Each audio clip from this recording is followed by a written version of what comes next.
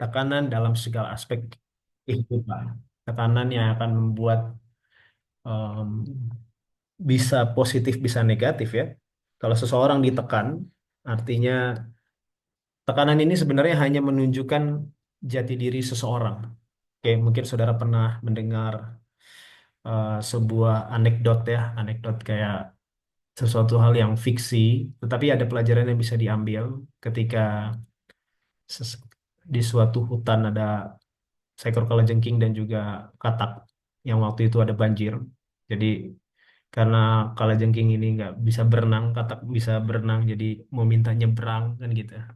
Sehingga akhirnya kalajengking ini minta tolong ke katak, tapi katak tahu betul bahwa kalajengking ini suka menyengat. Jadi dia takut. Tetapi kalajengking ini meyakinkan bahwa dia nggak akan nyengat. Tapi di tengah-tengah arus air itu terjadi goncangan, ada tekanan, sehingga akhirnya kalajengking tanpa sengaja nalurinya keluar sehingga akhirnya menyengat sang katak dan akhirnya mereka berdua tenggelam. Walaupun itu hanya sebuah cerita anekdot, tapi ini memberikan gambaran bahwa tekanan-tekanan yang datang ke dalam kehidupan umat Tuhan, khususnya di masa-masa sekarang dan nanti ke depan akan lebih berat lagi, itu menunjukkan, hanya akan menunjukkan siapa kita seutuhnya. Apakah kita seorang yang tetap setia kepada Tuhan, atau sebetulnya selama ini bukan orang yang percaya atau beriman kepada Tuhan, dan itu belum terlihat hanya apa tekanan itu datang. Jadi kurang lebih itu gambaran pelajaran yang akan kita bahas di malam hari. Dan tidak tahu seberapa banyak di antara kita yang tahu bahwa negara, ya bisa dibilang masih adidaya ya, negara adidaya dari kuasa terbesar di dunia ini, Amerika Serikat, dalam waktu dekat ini akan menjalankan pemilu. Ada yang tahu atau mungkin ada yang nggak tahu? Oke. Kenapa penting? Karena saya juga tidak tahu apakah saudara sudah pernah mempelajari atau belum pernah mempelajarinya.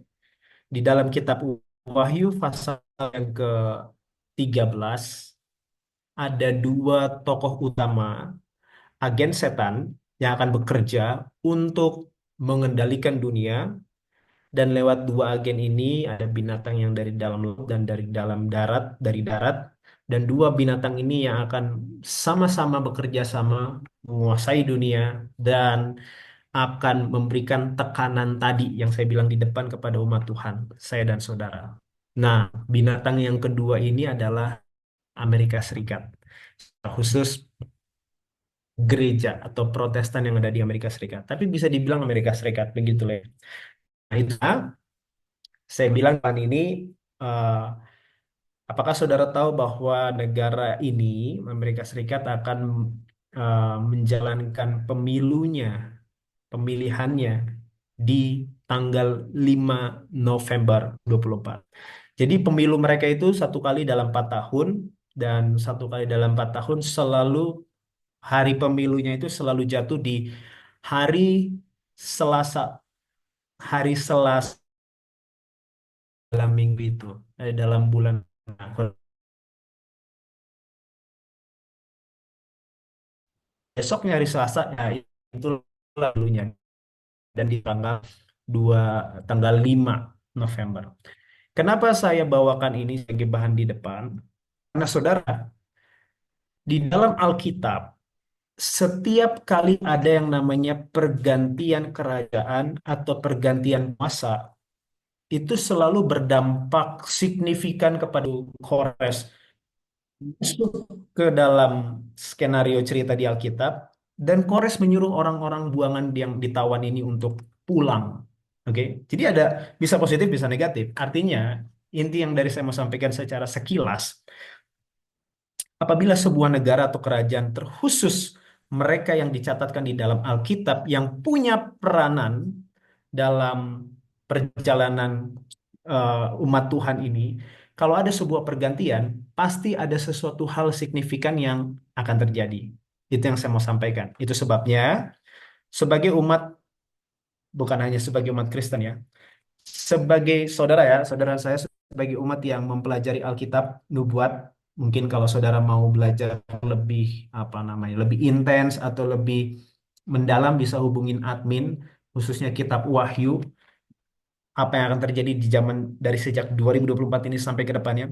Tapi yang saya mau sampaikan sebagai sebagai students of prophecy, sebagai murid-murid Alkitab, khususnya mempelajari nubuat, apa yang terjadi kepada negara Amerika Serikat adalah satu hal yang sangat amat penting karena tercatat di dalam itu melalui nubuatan tadi yang saya bilang di kitab Wahyu 13, dan kita perlu mengambil attention atau perhatian kepada situ.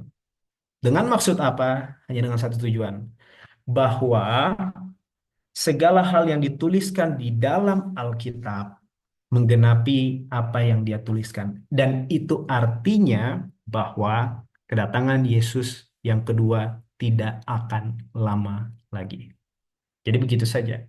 Saudara baca dalam kitab Yohanes, saya lupa di mana, Yohanes 13 ayat sekian. Yesus selalu bilang gini, camkanlah, aku telah terlebih dahulu mengatakannya kepadamu, supaya apabila itu semua terjadi, supaya kamu boleh menjadi percaya.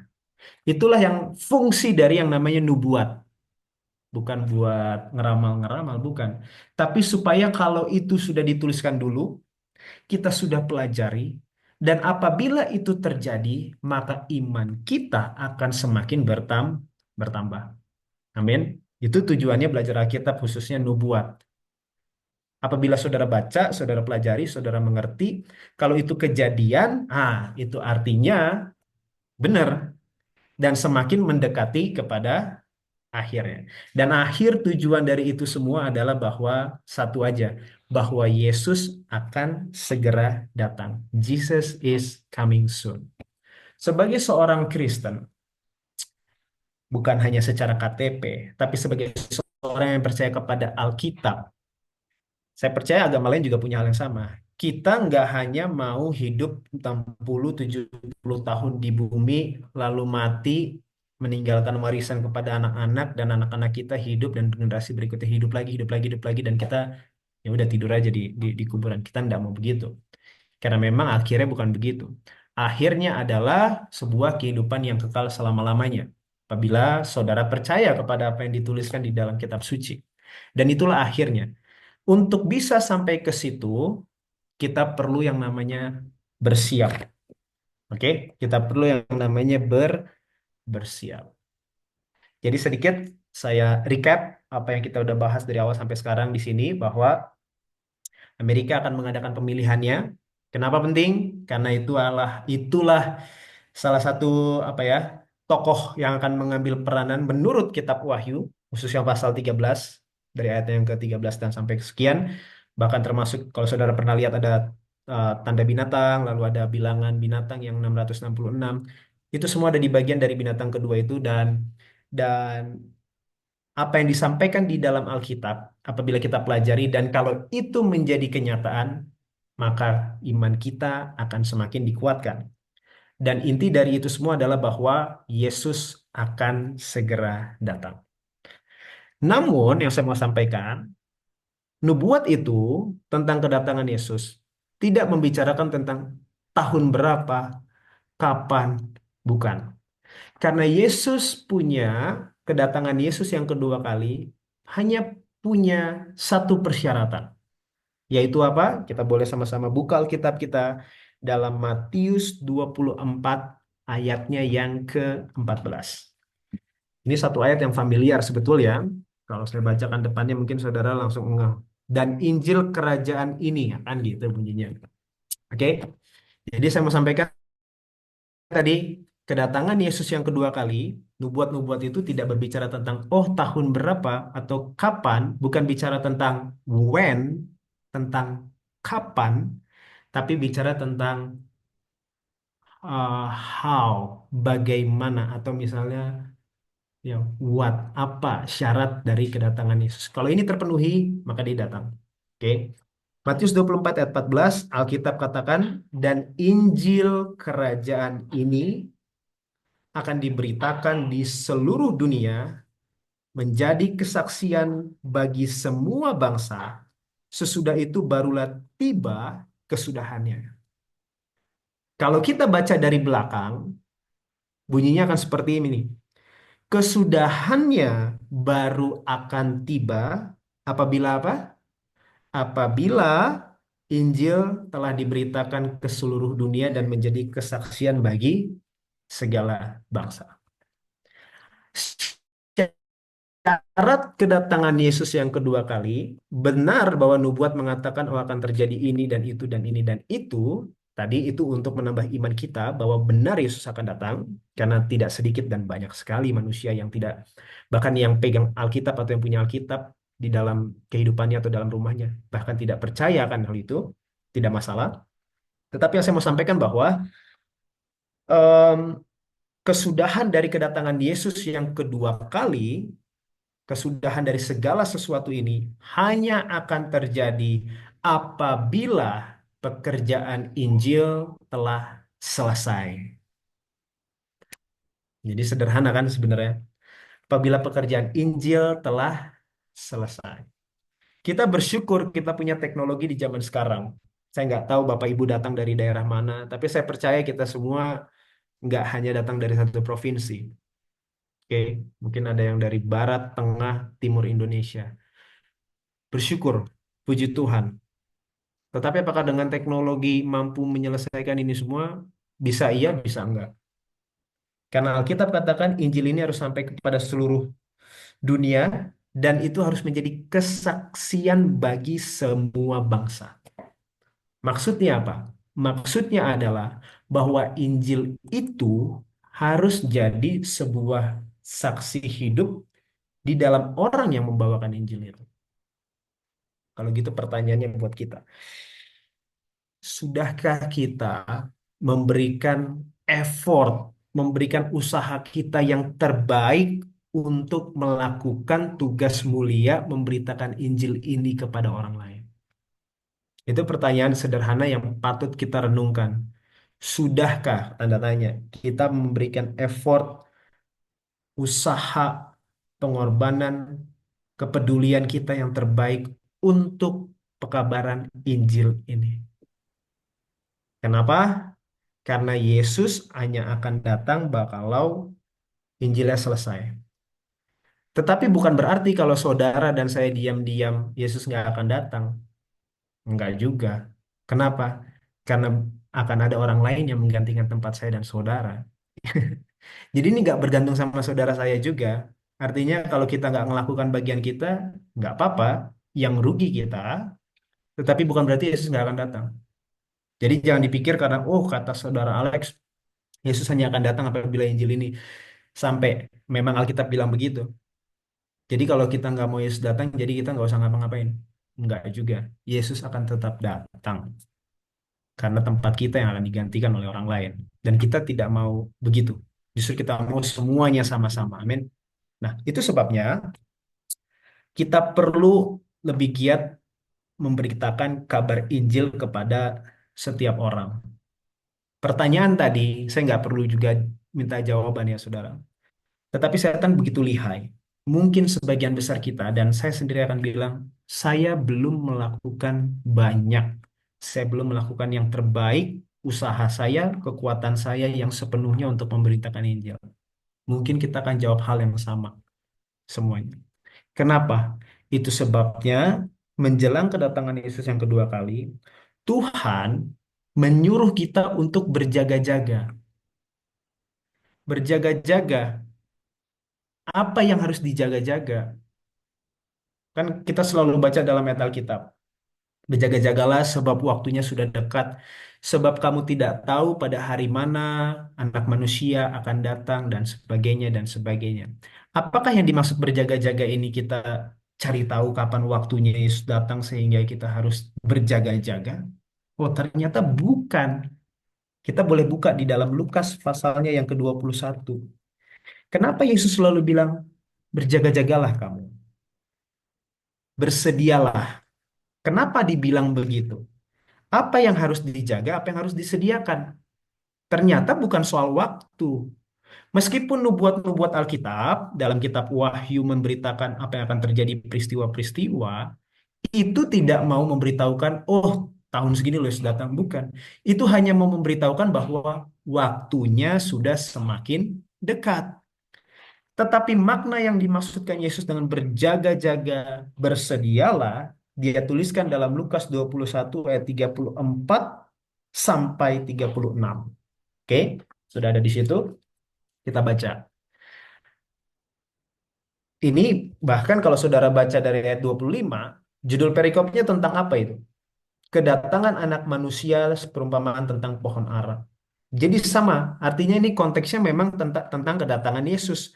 Baru di ayat 34 Alkitab bunyinya demikian. Jagalah dirimu supaya hatimu jangan syarat. Oke, sampai situ dulu. Berarti apa yang dimaksud disuruh dijaga? Apakah jamnya yang dijagain? Yang dihitung-hitung waktu mundur? Bukan jamnya. Tapi yang dibilang disuruh jaga apa? Hati kita, hati saya dan hati saudara. Jagalah dirimu supaya hatimu jangan syarat oleh pesta pora, kemabukan, serta kepentingan-kepentingan duniawi. Supaya apa? Supaya hari Tuhan jangan dengan tiba-tiba jatuh ke atas dirimu seperti suatu jerat. Sebab ia akan menimpa semua penduduk bumi ini. Berjaga-jagalah senantiasa sambil berdoa, supaya kamu beroleh kekuatan untuk luput dari semua yang akan terjadi itu, dan supaya kamu tahan berdiri di hadapan Anak Manusia. Jadi kenapa Yesus suruh kita berjaga dan bersedia? Apa yang disuruh dijagain dan disuruh disediakan? Hati. Kenapa? Supaya tidak syarat oleh pesta pora dan kemabukan dan kepentingan dunia. Berangkat dari sini, kita kembali ke pertanyaan tadi. Sudahkah kita memberikan usaha terbaik kita untuk memberitakan kabar Injil kepada seluruh dunia? Belum. Kenapa belum? Nah, kan itu menjadi pertanyaannya. Kenapa belum? Ternyata jawabannya menurut Lukas 21 ayat 34 sampai 36. Karena kita tidak menjaga hati kita, sehingga hati kita, pikiran kita, diri kita terjerat di dalam yang namanya apa? Pesta pora, kemabukan, dan kepentingan duniawi. Sesederhana itu saja. Kenapa kita belum melakukan yang terbaik untuk Tuhan? Karena kita sibuk dengan urusan kita sendiri. Apapun itu, saya nggak tahu. Tapi kita sibuk dengan urusan kita sendiri, sehingga apa yang Tuhan minta untuk kita lakukan, kita lalaikan dan kita nggak lakukan. Itulah alasan kenapa kita belum memberikan yang terbaik dalam memberitakan kabar Injil. Karena kalau Injil ini sudah diberitakan, menurut Matius 24:14 tadi, apa katanya? Barulah tiba kesudahannya. Jadi itu jawabannya ya, saudara ya. Nah, itu amaran dan teguran buat kita semua.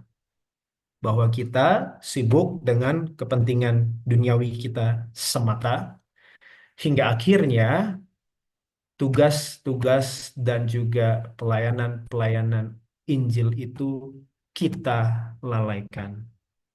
Karena itu buat siapapun, bukan hanya untuk para hamba Tuhan, bapak-bapak pendeta, tapi buat siapapun. Karena kan amanat agung itu buat murid Kristus. Dan murid Kristus tidak hanya pendeta, tetapi kita semua yang mengaku sebagai umat umat percaya. Nah, jadi kita sudah tahu sejauh ini tugas kita memberitakan kabar Injil kepada orang. Tapi saya mau bawa eh, untuk waktu yang sedikit lagi ini, saya mau bawa kita kepada seorang tokoh dalam Alkitab yang punya tugas yang sama dengan yang kita miliki. Dan dari dia kita bisa belajar sesuatu. Ada yang tahu kira-kira siapa tokoh yang punya tugas yang sama, di mana sebelum seorang datang, dia harus melakukan suatu pekerjaan mempersiapkan sesuatu. mempersiapkan jalan, mempersiapkan segalanya sebelum satu orang itu datang. Ada yang tahu siapa tokohnya? Ya, mungkin ada yang jawab ya, tapi nggak kedengeran. Saya baca hati aja itu. Yohanes Pembaptis. Oke? Yohanes Pembaptis merupakan tokoh yang ya nggak populer lah dibandingkan tokoh lain. Kalau ditanya sama kita semua siapa nabi terfavorit gitu kan atau rasul favorit, saya jamin nggak ada yang sebut Yohanes Pembaptis karena tidak ada sesuatu yang keren dari dia, tidak ada sesuatu yang patut bisa dibanggakan. Nggak seperti Musa kan, wush, terbelah laut. Atau seperti siapa? Elia naik ke surga langsung hidup-hidup, atau Henok, atau Daud, atau Salomo. Nggak akan ada orang yang pandang Yohanes Pembaptis. Tetapi tahukah saudara bahwa saudara dan saya sebagai umat Tuhan yang hidup di menjelang kedatangan Yesus, itu posisi kita itu sama 100% dengan posisinya Yohanes Pembaptis. Ya tugasnya, ya harusnya makanannya, ya harusnya model hidupnya, harusnya sama seperti Yohanes Pembaptis yang kita bilang nggak populer itu. Oke, kita boleh buka dalam Alkitab kita di Lukas pasal 1 ayatnya yang ke 13 sampai ke 17. Saya mau bacain ya ceritanya. Yohanes Pembaptis punya bapak, seorang imam namanya Zakaria. Dan waktu Zakaria sedang mengambil tugas di Bait Suci, dalam tugas keimamatannya, Zakaria kedatangan malaikat Tuhan. Di ayat yang ke-13 dari Lukas pasal 1 dikatakan, tapi malaikat itu berkata kepadanya, jangan takut hai Zakaria, sebab doamu telah dikabulkan dan Elisabet istrimu akan melahirkan seorang anak laki-laki bagimu dan haruslah engkau menamai dia Yohanes. Lalu ayat 14. Engkau akan bersukacita dan bergembira, bahkan banyak orang akan bersukacita atas kelahirannya itu. Ayat 15. Sebab ia akan besar di hadapan Tuhan dan ia tidak akan minum anggur atau minuman keras dan ia akan penuh dengan Roh Kudus mulai dari rahim ibunya. Ia akan membuat banyak orang Israel, apa katanya saudara? Berbalik kepada Tuhan Allah mereka dan ia akan berjalan mendahului Tuhan dalam roh dan kuasa Elia untuk membuat apa? Hati bapak-bapak berbalik kepada anak-anaknya dan hati orang durhaka kepada pikiran orang benar. Apa maksudnya itu? Satu kata, pertobatan. Yohanes akan datang dan dia punya tugas sebelum kedatangan Tuhan Allahnya, maka Yohanes mempunyai satu tugas yaitu mengadakan pertobatan, membuat hati orang berbalik dari yang durhaka kepada yang benar. Dan dengan demikian, saya melanjutkan bacaan Alkitabnya, menyiapkan bagi Tuhan satu umat yang layak baginya. Bagaimana caranya Yohanes mempersiapkan sebuah umat yang layak bagi kedatangan Tuhan yang pertama, Yesus yang pertama, dengan cara apa? Membuat pertobatan. Sorry. Itu sebabnya Yohanes punya baptisan disebut dengan namanya baptisan tobat, baptisan pertobatan. Pertobatan itu bukan akhir ya, itu awal karena itu hanya turning point balik, set, begitu. Dan orang masih punya perjalanan rohani lagi. Tetapi yang saya maksudkan adalah bahwa itulah tugas Yohanes. Yohanes hadir untuk mempersiapkan jalan bagi kedatangan Yesus yang pertama. Makanya di pasalnya masih pasal 1 ayat yang ke-76, Zakaria dalam dengan inspirasi Roh Kudus waktu dia nggak percaya dengan malaikat itu bilang, akhirnya dia bisu. Jadi bayangkan selama istrinya mengandung dia tuh bisu. Sampai di hari istrinya melahirkan baru mulutnya kebuka lagi. Lalu di ayat 76 dalam inspirasi Roh Kudus dia bilang begini, dan engkau hai anakku, kata Zakaria kepada dalam apa ya puji-pujiannya ya.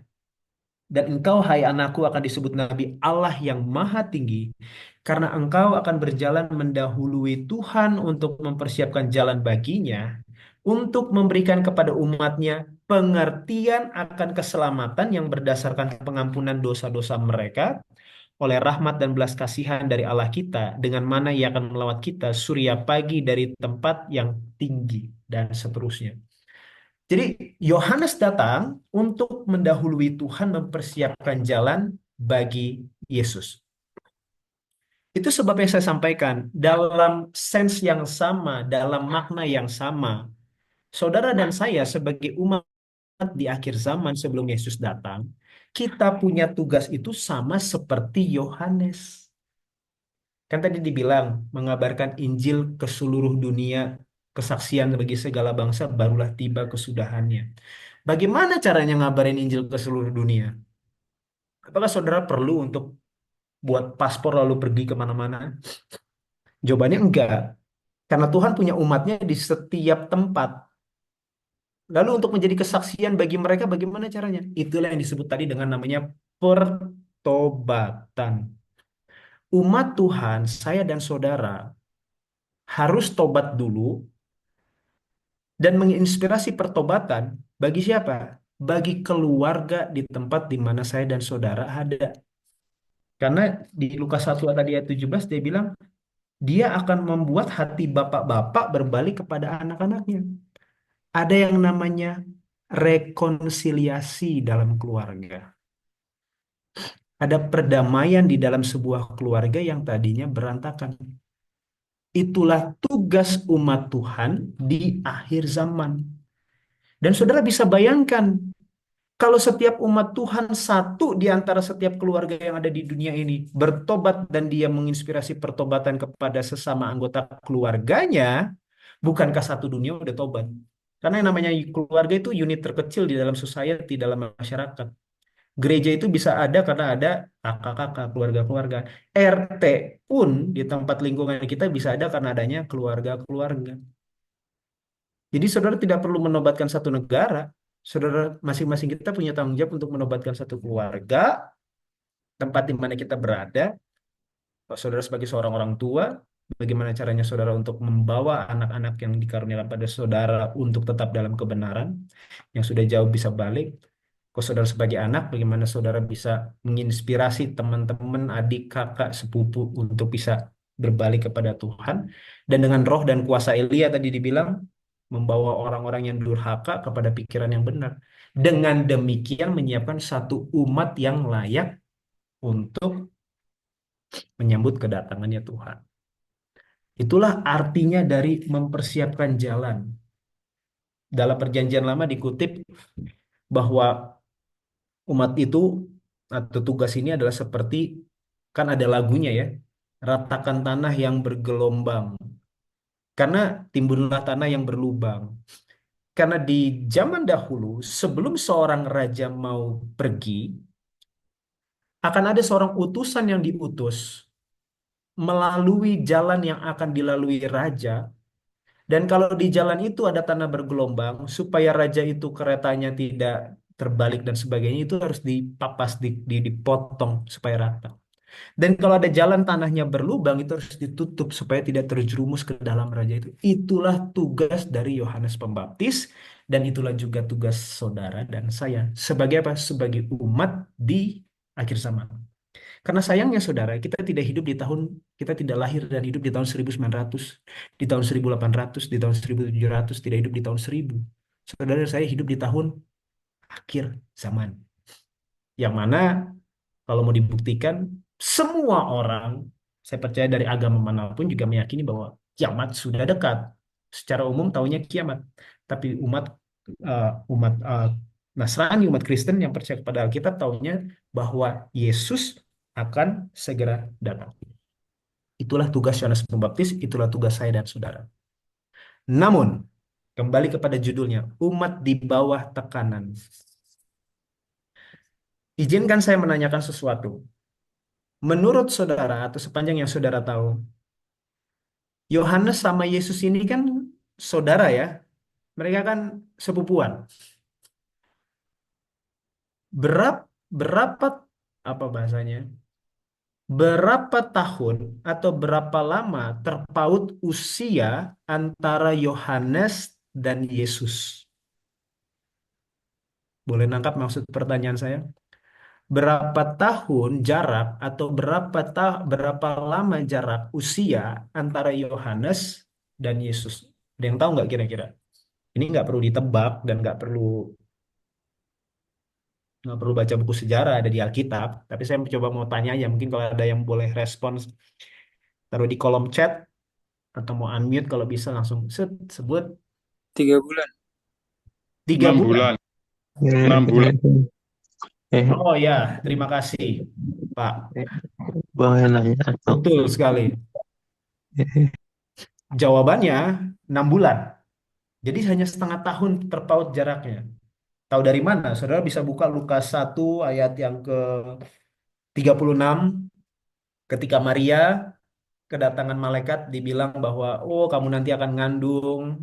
Jadi belum mengandung, baru mau mengandung. Lalu dia datang ke Elizabeth. Lalu di ayat 36, dan sesungguhnya Elizabeth, sanakmu itu, ia pun sedang mengandung seorang anak laki-laki pada hari tuanya, dan inilah bulan yang keenam bagi dia.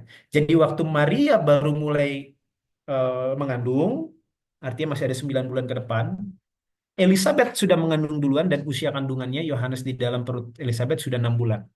Artinya jarak mereka hanya 6 bulan. Lalu apa arti berikutnya? Pertanyaan berikutnya yang boleh saya tanyakan, izinkan saya nanya, pada usia berapakah Yohanes? Kan dia tinggal di padang gurun. Kalau saudara baca di ayatnya yang ke mana ya? Pasal pasal berapa ya? Pasal 1 ayatnya yang ke 80 ayat terakhir. Pasal 1 ayat 80. Adapun anak itu, maksudnya Yohanes, bertambah besar dan makin kuat rohnya, dan ia tinggal di padang gurun sampai kepada hari ia harus menampakkan diri kepada Israel.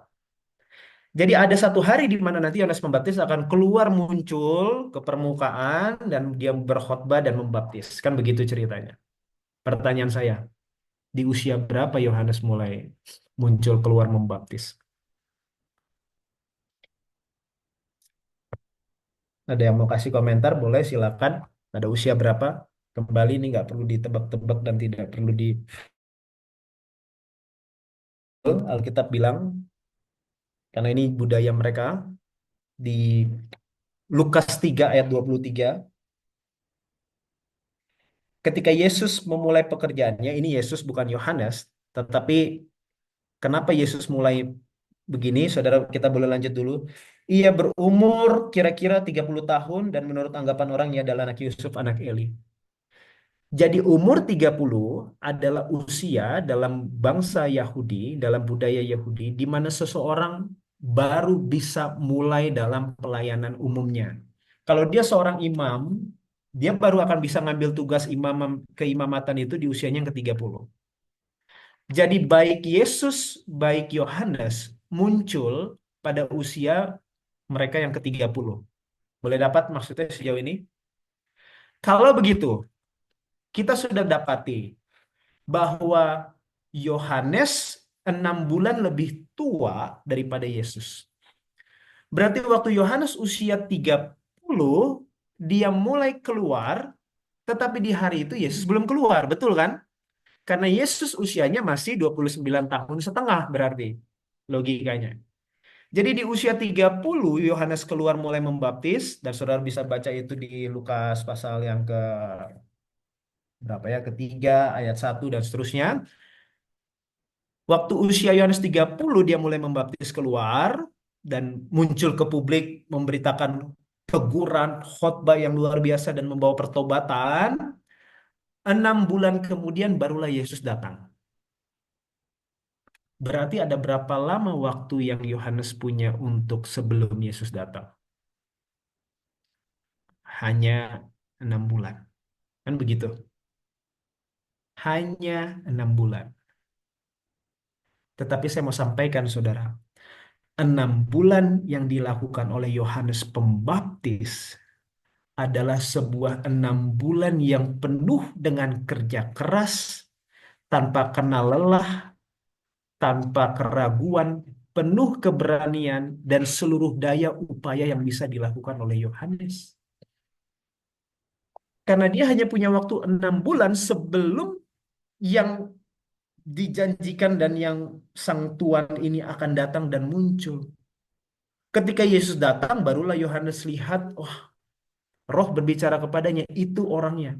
Kalau nanti ada burung turun, burung merpati turun ke atasnya, dialah orangnya. Dan Yohanes sendiri bilang, lihat, dialah anak domba Allah yang menghapus dosa dunia.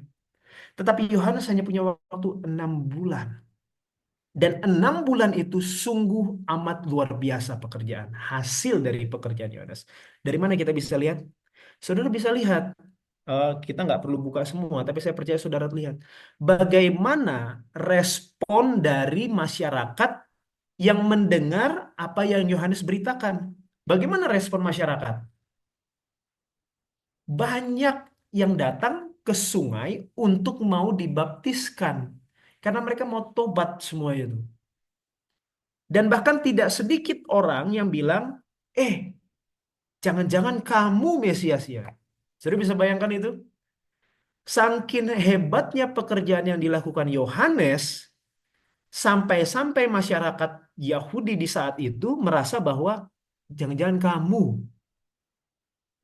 Mesias yang dijanjikan itu. Tetapi Yohanes tahu diri, dia bilang, saya bukan Mesias itu. Lalu siapa? Elia? Bukan. Atau nabi yang akan datang atau siapa? Bukan. Seorang yang lebih besar daripadaku akan datang. Membuka tali kasutnya pun aku tidak layak. Tetapi saudara bisa lihat gambaran bagaimana 6 bulan yang dilakukan oleh Yohanes Pembaptis begitu amat luar biasa. Dia tahu waktunya dia singkat. Lalu pelajaran apa yang bisa diambil? Kita kembali ke bagian awal. Tanda-tanda nubuat tentang kedatangan Yesus sudah banyak yang tergenapi. Kalau saudara mau belajar secara intens dari kitab Wahyu, saudara bisa hubungi admin. Kita bisa belajar bersama-sama tentang nubuatan. Tetapi itu bukan hanya soal waktu. Tadi kita sudah belajar. Kedatangan Yesus yang kedua kali hanya akan selesai apabila Injil kerajaan ini diberitakan ke seluruh dunia. Barulah tiba kesudahannya. Hanya itu satu-satunya syarat Yesus datang. Kalau begitu, melihat kepada kondisi sekarang, walaupun kekristenan secara angka digabung dengan Katolik mungkin ada lebih dari 2 miliar sekian, dari mungkin 8 7 atau 8 miliar penduduk di bumi. Tetapi maksud saya, pekerjaan Injil ini kalau dilihat secara berbagai macam faktor, saudara ya, masih sangat amat jauh. Karena secara, saya mau kasih fakta sedikit. Saya nggak bisa bukakan datanya, saudara bisa lihat. Di tanah Papua sendiri, baik itu di Irian ataupun di Papua Nugini, ada kurang lebih sekitar lebih dari 500 bahasa beda dialek. Dari 500 beda bahasa dialek itu mungkin hanya di bawah dari 100 yang sudah ada Injil masuk. Dari mana diketahui? Ini penelitian ya, research ya. Ada orang-orang Kristen yang meneliti ini. Dari, oh, Alkitab sudah ada dalam bahasa mereka. Atau ada buku-buku rohani Kristen yang ada dalam bahasa mereka. Tapi banyak dari bahasa itu yang masih belum. Artinya mereka sendiri belum tahu tentang Yesus. Dan itu hanya di tanah Papua. Belum di negara-negara lain atau tempat-tempat lain yang masih jauh daripada jangkauan. Yang saya mau sampaikan bahwa pekerjaan ini Injil ini besar sekali, masih jauh sekali. Tetapi sesuai dengan judul pelajaran di malam hari ini, umat di bawah tekanan. Saya melihat fenomena bahwa umat Kristen yang sejati, karena banyak umat Kristen palsu. Umat Kristen yang sejati, yang saya maksud dengan umat Kristen sejati adalah yang memang di dalam hatinya benar-benar percaya setia kepada Kristus dan punya kerinduan keinginan untuk mengabarkan Injil. Hidupnya pun selaras dengan hukum-hukum Tuhan, tidak melanggar banyak perintah-perintah Tuhan. Itu yang saya maksud dengan Kristen sejati, terlepas dari merek ataupun brand gerejanya apa. Yang saya maksud dengan Kristen sejati begitu. Yang saya mau sampaikan bahwa saya melihat fenomena bahwa umat Kristen yang sejati di akhir zaman ini sama seperti mahasiswa ataupun anak sekolahan yang minggu depan mau ujian, sekarang baru belajar. Jadi kita ini umat sistem kebut semalam. Tahun-tahun yang damai yang sudah berlalu, berlalu, berlalu. Ya, saudara bisa bayangkan lah ini tahun 2024 sudah mau masuk bulan November. Mungkin di awal tahun kita punya banyak resolusi dan solusi dan macam-macam lainnya. Dan tanpa terasa tak satu pun tergenapi. Tapi udah mau November. Tahun-tahun cepat berlalu. Tapi tahun-tahun yang sudah berlalu itu ya sudah berlalu. Waktu nggak akan bisa terulang lagi. Tapi tidak satu pun atau masih sangat sedikit usaha memberitakan kabar baik Injil yang kita berikan kepada orang-orang. Dan di waktu depan saya nggak tahu, kembali melihat kepada tanda-tanda nubuat di akhir zaman, berapa tahun lagi yang masih akan kita punya. Melihat kepada tanda-tanda nubuat akhir zaman, saya tidak menyebutkan tahun kapan, tapi waktunya sudah sangat dan semakin dekat. Sebagai binatang kedua dari Kitab Wahyu, sebuah kerajaan yang akan mengambil peranan besar, Amerika Serikat, di bulan November tanggal 5 akan mengadakan pemilihan umum. Kalau ganti presiden, ganti kebijakan, dalam sejarah Alkitab, setiap raja yang berganti punya punya signifikansi, punya apa namanya, punya hal yang sangat berdampak kepada umat Tuhan baik dalam positif atau negatif. Bisa semakin dibawa kepada hal yang jahat, bisa juga semakin dibawa kepada hal yang baik. Artinya nubuatan tanda akhir zaman itu sudah dekat. Kedatangan Yesus sudah amat dekat. Tapi saya nggak tahu berapa tahun lagi yang Tuhan masih berikan kepada umat-umatnya untuk menjalankan misi ini. Untuk bertobat secara pribadi dan untuk bisa menginspirasi pertobatan kepada keluarga dan orang lain. Tetapi sama seperti Yohanes Pembaptis. Sama seperti Yohanes Pembaptis. Yang hanya punya waktu 6 bulan. Mungkin mungkin, saya hanya bicara mungkin. Tidak akan ada tahun-tahun yang baik lagi yang bisa kita berikan. Seandainya, saudara mungkin dengar juga berita ya, COVID menghentikan dunia ini selama 2 tahun, 3 tahun. Kalau seandainya di depan lagi nanti ada penyakit atau hal yang wabah yang lain yang bisa menghentikan, menstop bumi ini bergerak, baik secara ekonomi, secara sosial, dan secara agama untuk selama 3-4 tahun. Artinya waktu kita hanya dalam hitungan bulan. Tetapi meski begitu, pekerjaan Injil ini akan tetap selesai dan kesudahannya akan tiba.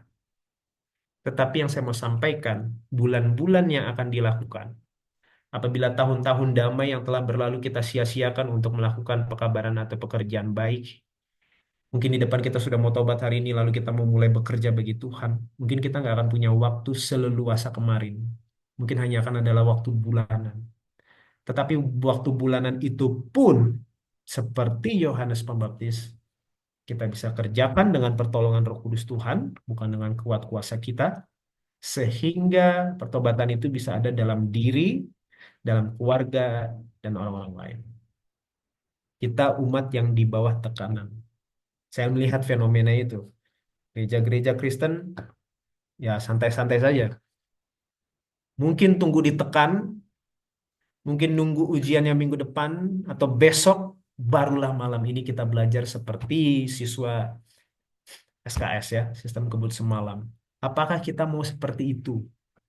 Atau kita mau sejak saat ini mulai mencicil tugas-tugas sebagai seorang yang percaya kepada Kristus. Mulai dicicil. Dan kita udah tahu sebetulnya tadi ya, kalau ditanya, sudahkah kita memberikan yang terbaik dalam pekerjaan Injil Tuhan kepada sesama ini? Kita bisa bilang belum. Dan kita tahu alasannya kenapa. Karena hati kita, diri kita syarat oleh pesta pora, kemabukan, dan kepentingan duniawi. Itulah alasannya. Kalau itu alasannya dan saudara dan saya sudah tahu permasalahannya, kita bisa mulai meriset kehidupan kita. Nggak perlu nunggu tanggal 1 Januari, saudara. Meriset kehidupan kita, prioritas kita, coba kita ganti. Yang tadinya prioritas kita adalah menyiapkan mungkin ya, menyiapkan warisan supaya tidak habis 7 turunan kepada anak dan keturunan saya. Saya nggak bilang jelek, karena saudara begitu sangat memperdulikan keturunan saudara. Tapi Yesus katakan sesamamu itu adalah orang yang kamu anggap itu Samaria. Ya, gitu, orang Samaria kan gitu, yang mana orang Yahudi menganggap Samaria itu musuh. Itu sesamamu.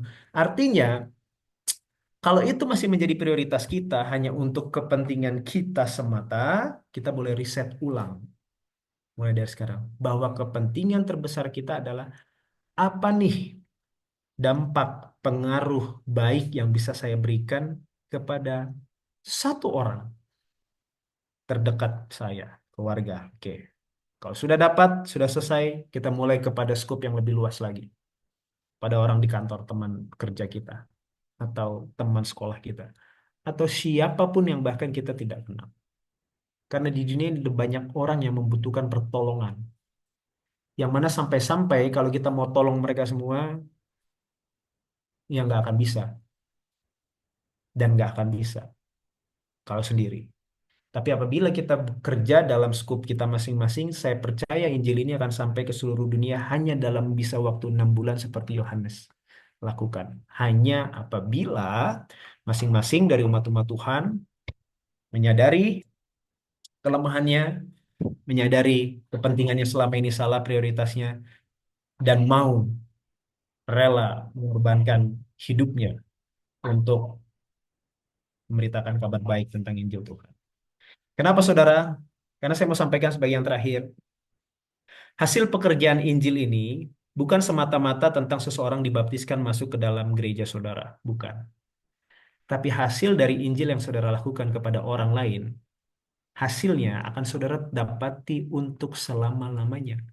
Karena orang yang saudara bantu, yang saudara tolong untuk memperkenalkan pada Yesus dalam hal apapun, saudara bantu sosialnya, saudara bantu ekonominya, saudara bantu mentalnya, saudara bantu apanya, semuanya saudara bisa bantu, apapun satu bagian yang bisa saudara bantu. Dan kalau dia selamat, saudara akan mendapati hasil dari pekerjaan saudara untuk selama-lamanya. Karena orangnya ada di sorga. Berbeda dengan tugas-tugas kita yang kita lakukan dalam kertas. Tugas-tugas yang kita lakukan dalam kertas, saya nggak bilang jelek atau salah. Tetapi ketika Yesus datang kedua kali, dunia ini dibakar oleh api. Itu juga terbakar, saudara. Itu makanya ada seorang penulis Kristen katakan bahwa misionaris terbesar adalah ibu, katanya begitu. Baru saya pikir-pikir, kenapa ya dia bilang misionaris terbesar adalah ibu? Bukan seorang seperti yang pergi ke tanah asing, menobatkan satu kampung, atau dan lain sebagainya. Oh, ternyata saya tahu. Karena ibu tidak seperti seorang seniman yang bekerja melukis di atas kanvas gambar melukis yang indah. Karena waktu Yesus datang, lukisan itu akan terbakar. Ibu juga tidak seperti seorang pemahat kayu yang dia bisa bikin ukiran yang bagus, patung atau hasil gambar atau hasil-hasil karya seni lain yang luar biasa. Tapi hasil karya seni itu kalau Yesus datang akan habis juga terbakar. Ibu juga tidak seperti komposer musik yang dia tulis dalam kertas, nada-nada bagus sekali, dinyanyikan bertahun-tahun, ratusan tahun. Kan itu juga akan habis dan hilang. Tetapi ibu adalah seorang yang melukiskan tabiat Tuhan, mengukirkan citra Tuhan dalam diri seseorang makhluk yang disebut anaknya, yang mana kalau anaknya ini menjadi seperti Kristus dan sampai ke surga, maka hasilnya akan kekal. Jadi yang saya mau sampaikan adalah ini juga pelajaran, ini apa yang saya dapatkan belakangan ini dan saya disadari untuk itu bahwa kita perlu untuk bekerja kepada jiwa yang nyata. Saudara punya pekerjaan lain, that's okay, nggak masalah untuk itu. Tapi saudara perlu memikirkan prioritas yang lebih untuk bisa mengabarkan Injil dan Injil ini diberitakan bukan ke saya bicara gini bukan ke komputer walaupun saya depan komputer ya. Tapi saya sedang berbicara kepada makhluk-makhluk hidup. Kan saudara-saudara semua kan makhluk hidup yang mana punya hati dan pikiran dan akan budi dan semoga perkataan firman Tuhan di hati saudara, menginspirasi saudara, supaya saudara juga bisa melakukan hal yang sama untuk menaruh firman Tuhan ke dalam hati, pikiran orang yang terdekat dengan saudara. Siapapun, menginspirasikan mereka pada jiwa-jiwa yang hidup ini, bukan kepada benda-benda mati, bukan pada komputer, handphone, kertas, dan lain-lain. No, karena waktu Yesus datang, Yesus semua habis. Tapi kalau saudara bekerja kepada jiwa, kepada seorang makhluk dengan memberikan kalimat-kalimat kata-kata yang manis pada waktunya ketika orang itu membutuhkan pengharapan dan melakukan hal-hal yang lainnya yang berdampak dalam hatinya dia sehingga dia tidak menjadi putus asa, saudara telah bekerja untuk hasil yang kekal. Jadi biarlah kiranya pelajaran yang singkat sederhana ini boleh menginspirasi kita supaya kita nggak menjadi umat yang di bawah tekanan, kita nggak mau bekerja apabila nanti suasana dunia sudah semakin kacau, barulah kita mau menginjil hebat-hebat seperti seorang mahasiswa atau siswa yang kebut semalam mengerjakan semua tugasnya. No, kita mau cicil. Kenapa? Karena saya nggak tahu di depan berapa lama lagi waktu yang tersisa bagi kita untuk melakukan tugas ini. Jangan sampai kita dapat hanya bulan, 2, 3 bulan dan sebagainya sebelum dunia ini stop atau ada banyak lagi tekanan-tekanan dan kekacauan yang tidak memungkinkan pekabaran Injil ini bisa berjalan. Jangan sampai, tapi sebelum itu terjadi, kita sudah mulai cicil pekerjaan kita dari sekarang. Mulai dari skop paling kecil sampai ke yang lebih besar. Biarlah Tuhan memberkati dan menolong kita untuk menjadi saksi-saksinya. Saya bawa dalam nama Yesus. Amin.